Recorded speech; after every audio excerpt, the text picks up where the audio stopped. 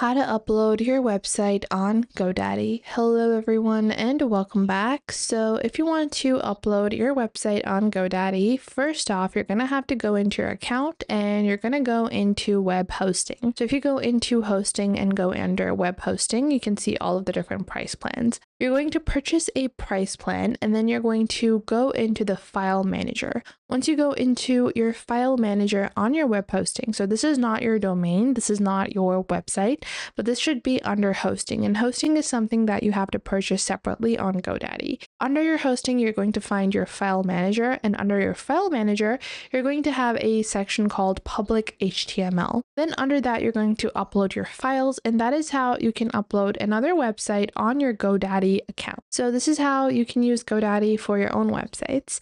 I hope you guys found this video helpful, and if you did, make sure to leave a like and subscribe, and I will catch you guys in the next video.